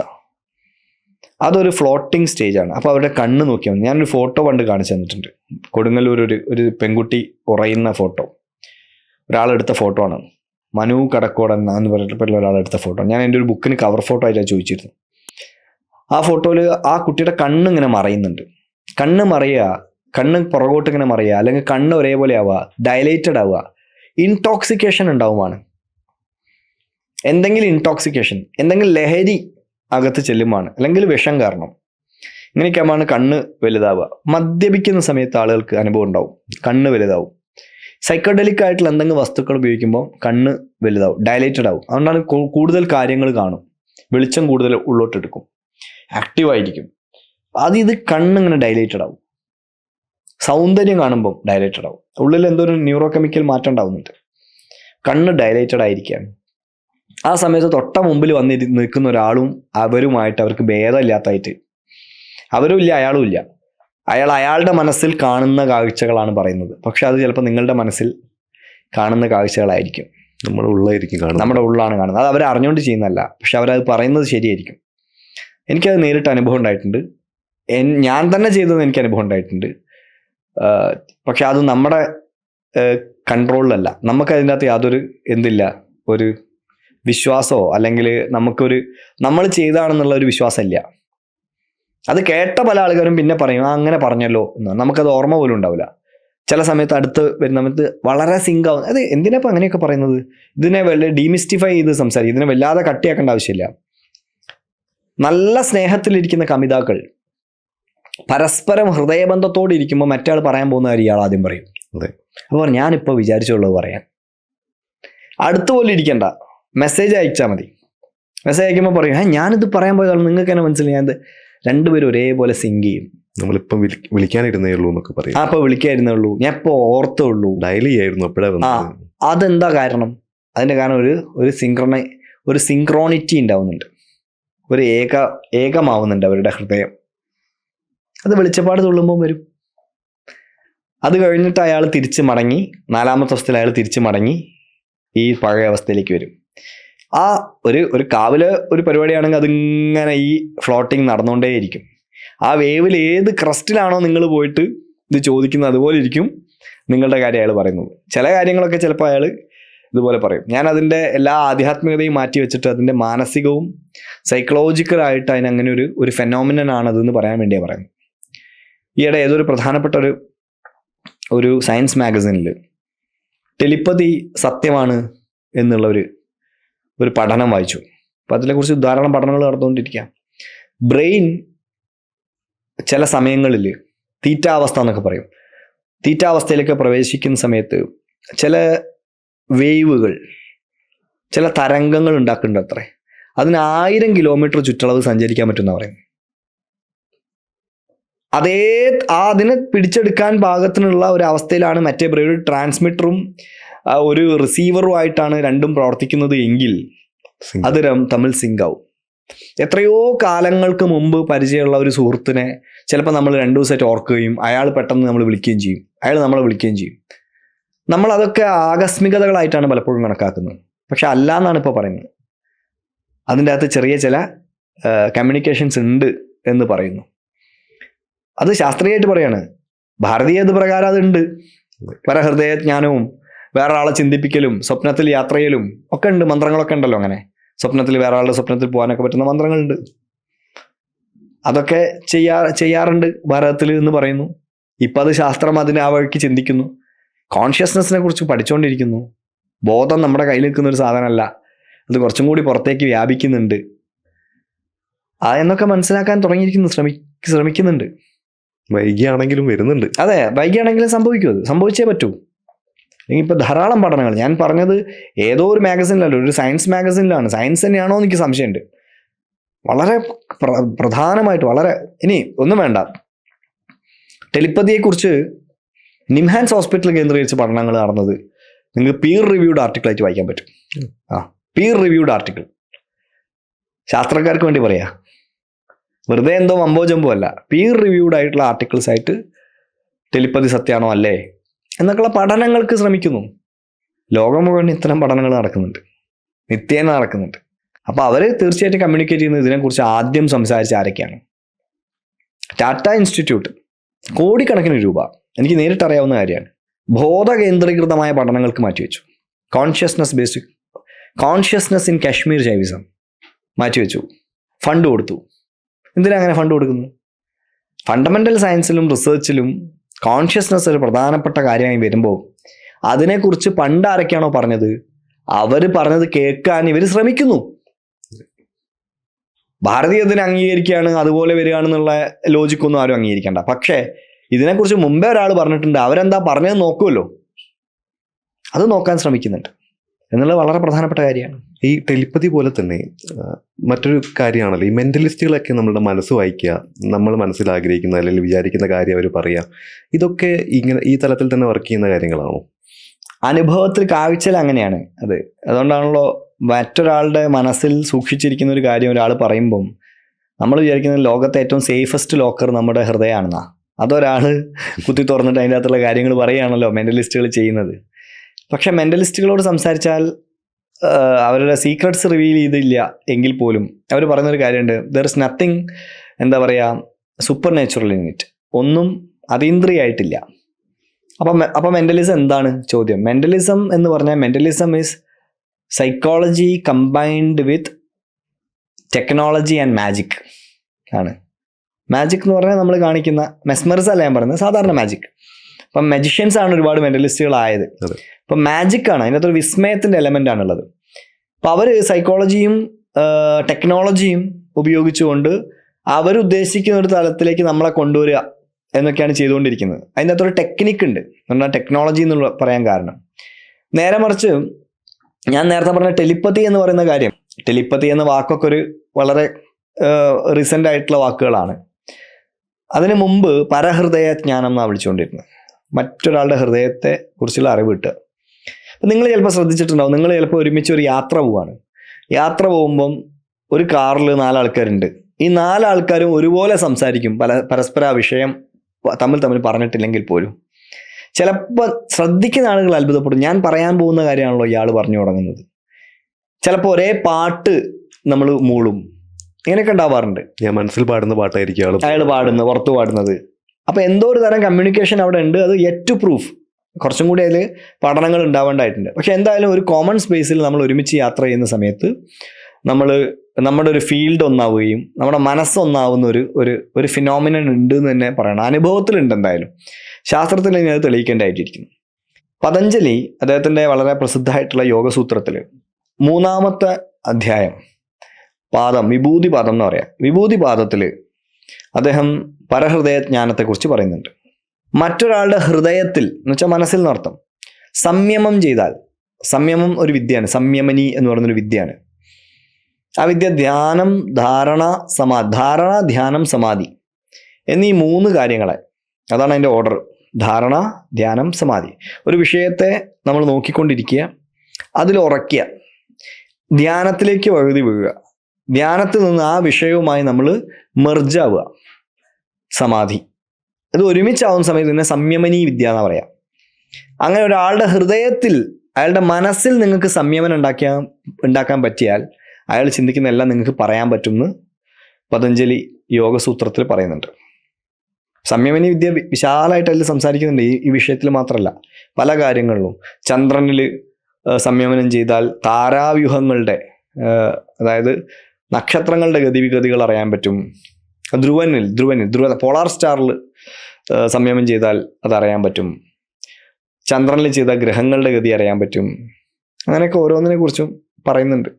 പലപ്പോഴും പണ്ടൊക്കെ നമ്മുടെ കൃതികളിലൊക്കെ കാണുന്ന വിസ്മയകരമായ ശാസ്ത്രീയമായ പല കാര്യങ്ങളും, അതായത് ടെലസ്കോപ്പ് ഇല്ലാത്ത കാലത്ത് എങ്ങനെ ശുക്രൻ ഇങ്ങനെ ഇത്ര കാലത്തിൽ ഇതിലേക്ക് കടന്നു പോവും, അത് ശുക്രനാന്ന് അറിയണം, അത് ഇത്ര 12 വർഷത്തിൽ ഇങ്ങനെ കടന്നു പോവും, ശുക്ര സന്ദർണം, വീനസ് ട്രാൻസിറ്റ്, ലല്ലൻ എന്ന് പറയുന്ന ഒരാൾ എഴുതിയതാ ഒരു പുസ്തകം തന്നെ അതേക്കുറിച്ച്. ഭാസ്കരനാവട്ടെ, വരാഹമിഹിരനാവട്ടെ, ആര്യഭട്ടനാവട്ടെ തുടങ്ങിയുള്ള ജ്യോതിശാസ്ത്രജ്ഞന്മാർ അവർ എന്ത് ടെക്നോളജി വെച്ചിട്ട് ഇതൊക്കെ കണ്ടു. എന്തായാലും കണ്ണുകൊണ്ട് കാണാൻ പറ്റില്ല, 100% ഉറപ്പാണ്. പിന്നെ ലോജിക്ക് വെച്ച് പറയാനും ഒരു പരിധി ഉണ്ടല്ലോ. അപ്പൊ ലോജിക്കിന് അപ്പുറത്തുള്ള പല കാര്യങ്ങളും എങ്ങനെയാണ് നമ്മുടെ ഈ ഗ്രന്ഥങ്ങളിലൊക്കെ എഴുതി വെച്ചിരിക്കുന്നതെന്ന് ചോദിച്ചാൽ ഡെഫിനറ്റ്ലി അതിന് അവർക്കൊരു വിദ്യ ഉണ്ട്. ഞാൻ കരുതുന്നത് അത് സംയമനി വിദ്യ തന്നെയാണ് എന്നാണ്. ധാരണാ, ധ്യാനം, സമാധിയെ കമ്പൈൻ ചെയ്യുന്ന ഒരു വിദ്യയാണത്. അപ്പോൾ ആധുനിക ശാസ്ത്രം ഉപകരണങ്ങളിലേക്ക് തിരിഞ്ഞപ്പോൾ നമ്മൾ അന്ധകരണത്തിലേക്ക് തിരിഞ്ഞു എന്നാണ് അതിൻ്റെ ഉത്തരം. അവർ പുറത്തേക്കാണ് നോക്കിയത്, നമ്മൾ അകത്തേക്കാണ് നോക്കിയത് എന്നുള്ള വ്യത്യാസം. ഭാരതീയ ശാസ്ത്രവും ആധുനിക ശാസ്ത്രവും തമ്മിൽ ഒരു ചെറിയ വ്യത്യാസമുള്ളൂ. ഒന്ന് പുറത്തേക്കാണ് തിരിച്ചു വെച്ചിരിക്കുന്നത്, ഒന്ന് അകത്തേക്കാണ് തിരിച്ചു വെച്ചിരിക്കുന്നത് എന്നുള്ളതാണ്. രാംജി, നമ്മളിപ്പം ഈ ടെലിപ്പതിയുടെ കാര്യം പറഞ്ഞല്ലോ, അതുപോലെ തന്നെ ഈ ആസ്ട്രൽ പ്രൊജക്ഷൻ, ലൂസിഡ് ഡ്രീമിങ് ഇതെല്ലാം കണക്റ്റഡ് ആയിരിക്കുന്ന കാര്യങ്ങളാണ്. ഈ ആസ്ട്രൽ പ്രൊജക്ഷൻ എന്ന് പറഞ്ഞാൽ ശരീരത്തിൻ്റെ പുറത്ത് പോയിട്ട് നമ്മളെ തന്നെ കാണുക, ലോകത്തിലെ പല കാഴ്ചകളും കാണുക എന്നൊക്കെയാണ് പറയുന്നത്. ഇതിൽ വളരെ പ്രസിദ്ധനായിട്ടുള്ളൊരു മനുഷ്യൻ ഇംഗോ സ്വാൻ എന്ന് പറയുന്ന ഒരാളുണ്ടായിരുന്നു. അയാൾ കൊളറാഡോ ബേസ് ചെയ്തിട്ടുള്ള ഒരു ആർട്ടിസ്റ്റ് ആയിരുന്നു. അയാൾക്ക് ഇങ്ങനെ ഒരു കപ്പാസിറ്റി ഉണ്ടായിരുന്നാണ് പറയുന്നത്. അദ്ദേഹത്തിൻ്റെ ശരീരം കടന്നു പോയിട്ട് ജൂപ്പിറ്ററിൽ പോയി ജൂപ്പിറ്ററിൻ്റെ റിങ്സ്, അതായത് വ്യാഴഗ്രഹത്തിൻ്റെ ആ റിങ്ങുകളെ വിശദീകരിച്ചു. ഇങ്ങനെയൊക്കെ ഉണ്ടെന്ന് പറഞ്ഞു. CIA അതേക്കുറിച്ച് കാര്യമായിട്ട് അന്വേഷിച്ചു, ശരിയാണെന്ന് കണ്ടെത്തി. CIA അദ്ദേഹത്തെ ജോലിക്കെടുത്തു. CA ആണ് ജോലിക്കെടുത്ത് ആലോചിക്കുന്നത്. CA ജോലിക്കെടുത്തിട്ട് ഇദ്ദേഹത്തെ ഉപയോഗിച്ചുകൊണ്ട് പല ചൈനീസ് മിലിറ്ററി ഓപ്പറേഷൻസും റഷ്യൻ മിലിറ്ററി ഓപ്പറേഷൻസും ഒക്കെ റിമോട്ട് വ്യൂവിങ് വഴി നോക്കാൻ തുടങ്ങി. ഇത് ഒരിക്കലും പിടിക്കാൻ പറ്റില്ല, ഡ്രോണൊന്നും വിട്ടിട്ട് പിടിക്കാൻ പറ്റില്ല. അതിന് മുമ്പ് അവർ ടെസ്റ്റ് ചെയ്തു. ചില ജിയോഗ്രഫിക്കൽ കോർഡിനേറ്റ്സ് ഒക്കെ കൊടുത്തിട്ട് ഇയാളോട് പറയാൻ പറഞ്ഞു റൂമിലിരുന്നിട്ട്. അയാൾ കൃത്യമായിട്ട് അവിടെ മലയുണ്ട്, അതിൻ്റെ അടിയിൽ ഇതുണ്ട്, അങ്ങനെയൊക്കെ പറയാൻ തുടങ്ങി. അത് വലിയ അത്ഭുതമായി. അങ്ങനെ ഇദ്ദേഹത്തെ കുറേ കാലം അവർ ഉപയോഗിച്ചിട്ടുണ്ടായിരുന്നു. അദ്ദേഹം ഒരു ആർട്ടിസ്റ്റ് ആയിരുന്നു. പല ആൾക്കാരും പറഞ്ഞത് അദ്ദേഹം ഒരു സ്കാം ആർട്ടിസ്റ്റ് ആണ്, സത്യമല്ല എന്നൊക്കെ അതിനെ റെഫ്യൂട്ട് ചെയ്തിട്ടുണ്ട് പല ആൾക്കാരും. എങ്കിൽ പോലും CIA അത്തരം വിവരങ്ങളൊന്നും പിന്നെ പുറത്തുവിട്ടിട്ടില്ല. പ്രസിദ്ധമായിട്ടുള്ളൊരു സിനിമയുണ്ട്, ജോർജ് ക്ലൂണി അഭിനയിച്ച men who stared at goats എന്നാണ് സിനിമയുടെ പേര്. ഗോഡ്സ്, ആടുകൾ, GOATS. ആ സിനിമ ഒന്ന് കാണുന്നത് നല്ലതായിരിക്കും. എങ്ങനെയാണ് അമേരിക്ക FBI-യും CIA-യും ഒക്കെ ഇത്തരം സൈക്കിക് എബിലിറ്റീസിനെ അവരുടെ കാര്യങ്ങൾക്ക് ഉപയോഗിച്ചതെന്നൊക്കെ അറിയാൻ പറ്റും. പക്ഷേ ഇന്ന് നമ്മൾ ടെലിപ്പതി, ഈ പറയുന്ന ആസ്ട്രൽ പ്രൊജക്ഷൻ ഒക്കെ കേട്ടത് ഈ നന്ദൻകോട് കൊലപാതകമൊക്കെ നടന്ന സമയത്താണ്. അതൊക്കെ ഭ്രാന്താണ്, അതൊക്കെ മനോവൈകൃതങ്ങളും രോഗങ്ങളുമാണ് അതൊക്കെ. അപ്പം അത്തരം കാര്യങ്ങളെ നമുക്ക് അങ്ങനെ തള്ളിക്കളയേണ്ടതായിട്ടുണ്ട്. നേരെ മറിച്ച് അതേ സമയത്ത് തന്നെ ഇങ്ങനെ ഒരു കപ്പാസിറ്റി ഉണ്ട് എന്ന് ചിലപ്പോൾ നമുക്ക് നോക്കിയാൽ കാണാനും സാധിക്കുന്നുണ്ട്. ശരീരത്തിൽ നിന്ന് പുറത്തു പോവുക എന്നുള്ളത് ഭാരതത്തിൽ എന്തായാലും മുമ്പേ അങ്ങനെ പറയാറുണ്ട്, ശരീരത്തിന് പുറത്തു പോയിട്ട് ചില കാഴ്ചകളും കാണുക എന്നൊക്കെ. പക്ഷെ അതിനൊരു ഈ പറയുന്ന ഇന്നത്തെ ഭാഷയിൽ അതിനെ നമ്മൾ വാലിഡേറ്റ് ചെയ്യുക എന്ന് ചോദിച്ചാൽ അത് പ്രയാസമുള്ള കാര്യമാണ്. പക്ഷെ എന്തായാലും ഒറ്റപ്പെട്ട പല കേസസും ലോകത്തിൻ്റെ പല ഭാഗത്തുനിന്നും ചെയ്തിട്ടുണ്ട്. ലൂസിഡ് ഡ്രീമിങ് ഇതിൽ നിന്ന് വളരെ വ്യത്യസ്തമായിട്ടുള്ള ഒന്നാണ്. ലൂസിഡ് ഡ്രീമിങ് നമ്മുടെ സ്വപ്നത്തെ നമ്മൾ തന്നെ കൺട്രോൾ ചെയ്യാമെന്ന്. നമുക്ക് വാസ്തവത്തിൽ ലൂസിഡ് ഡ്രീം ചെയ്യാനുള്ള കപ്പാസിറ്റി ഉണ്ട്. നമ്മൾ തന്നെ ചിലപ്പോൾ നമ്മുടെ സ്വപ്നത്തെ വഴിതിരിച്ച് വിടാറുണ്ട്, ക്രിയേറ്റ് ചെയ്ത് വിടാറുണ്ട്. ലൂസിഡ് ഡ്രീമിങ് അതിനൊന്ന് ട്രെയിൻ ചെയ്യാന്നുള്ളതാണ്. അത് ഏതൊരാൾക്കും പറ്റും. പല ടെക്നിക്സും ഉണ്ട്. ഇപ്പോൾ ഉദാഹരണത്തിന് കിടക്കുകയാണ്, നമ്മൾ കിടന്നുറങ്ങുകയാണ്, ഒരു കയറ് മുകളിൽ നിന്ന് തൂങ്ങി കിടക്കുന്നതായി നമുക്ക് തോന്നുക. എപ്പോഴും ഇങ്ങനെ ആലോചിച്ചുകൊണ്ടിരിക്കുക, ഒരു കയറ് മുകളിൽ നിന്ന് ഇങ്ങനെ തൂങ്ങി കിടക്കുന്നുണ്ട് നമ്മൾ കിടക്കുമ്പോൾ ഒക്കെ. പിന്നെ അത് സ്വപ്നത്തിൽ കാണാൻ തുടങ്ങും. നിരന്തരമായൊരു തോട്ട് ഇങ്ങനെ ഉണ്ടായിക്കഴിഞ്ഞാൽ അത് സ്വപ്നത്തിൽ കാണാൻ തുടങ്ങും. ആ സ്വപ്നത്തിൽ കാണുമ്പോൾ ആ കയറ് പിടിച്ച് മുകളിലേക്ക് കയറി പോകുന്നതായി ഒരു ടെക്നിക്കാണ് സങ്കല്പിക്കുക. അങ്ങനെ ചെയ്തു കഴിഞ്ഞാൽ ഇലൂസിഡ് ഡ്രീമിങ്ങിനുള്ള കപ്പാസിറ്റി കിട്ടും. ഒരു ടെക്നിക്കാണ്. അങ്ങനെ ഒരുപാട് ടെക്നിക്ക് ഉണ്ട്. കയ്യിൽ എഴുതിയിട്ട് അത് നോക്കുക, അങ്ങനെയൊക്കെയുള്ള പല ടെക്നിക്സ് ഉണ്ട്. അങ്ങനെ വരുന്ന സമയത്ത് നമുക്ക് സ്വപ്നം ഇഷ്ടമുള്ളതുപോലെ കാണാൻ പറ്റും. ഇതിപ്പോൾ ഒരു പോസിറ്റീവ് സൈക്കോളജിസ്റ്റുകളൊക്കെ വളരെ സ്ട്രെസ് റിലീഫിന് വേണ്ടി ഉപയോഗിക്കുന്നുണ്ട്. ഇപ്പോൾ ഒരു ഇൻ്റർവ്യൂവിന് കയറാൻ പോവാം നമ്മൾ. ഇപ്പോൾ ഇൻ്റർവ്യൂവിൻ്റെ സ്ട്രെസ്സ് ബ്രെയിൻ ഇങ്ങനെ കോർട്ടിസോൾ കൂട്ടിക്കൊണ്ടിരിക്കുകയാണ് സ്ട്രെസ്സ്. ആ സമയത്ത് ഒന്ന് കണ്ണടച്ചിരുന്നിട്ട് ഇൻ്റർവ്യൂ നമ്മൾ നന്നായി അറ്റൻഡ് ചെയ്യുന്നതായിട്ടും ഇൻ്റർവ്യൂ കഴിയുന്നതായിട്ടും നമുക്ക് ജോലി കിട്ടുന്നതായിട്ടൊക്കെ കണ്ടിട്ട് അപ്പോൾ ബ്രെയിൻ കാമായി, പിന്നെ അറ്റൻഡ് ചെയ്യുന്ന ഇൻ്റർവ്യൂ വളരെയധികം പ്രൊഡക്റ്റീവ് ആയിരിക്കും. അങ്ങനെ നന്നായിട്ട് ഉപയോഗിക്കാറുണ്ട്. പലപ്പോഴും ലൂസിഡ് ഡ്രീം ചെയ്യുന്ന ആളുകൾ ആസ്ട്രൽ പ്രൊജക്ഷൻ ചെയ്യുന്നതായി തെറ്റായി അനുഭവിക്കാറുണ്ട്. രണ്ടും ഒന്നല്ല. ഞാൻ നേരത്തെ പറഞ്ഞ റിമോട്ട് വ്യൂവിങ് അല്ല ഞാൻ പറയുന്നത്. അതുണ്ടോ ഇല്ലേ എന്നുള്ളതല്ല. ലൂസിഡ് ഡ്രീം ചെയ്യുന്ന പല ആളുകൾക്കും ഇങ്ങനെ പുറത്തു പോയി കാഴ്ച കാണാൻ പറ്റും. അപ്പോൾ അവരത് ആസ്ട്രൽ പ്രൊജക്ഷനായി തെറ്റിദ്ധരിക്കും. എന്നിട്ട് അവരുടെ ആസ്ട്രൽ പ്രൊജക്ഷൻ കഴിവുണ്ടെന്ന് പറയും. അത് പലപ്പോഴും അവരുടെ ബ്രെയിൻ തന്നെ ക്രിയേറ്റ് ചെയ്യുന്ന ഒരു ഇമേജാണ്. അത് റിയാലിറ്റി ആയിട്ടൊരു ബന്ധമില്ല.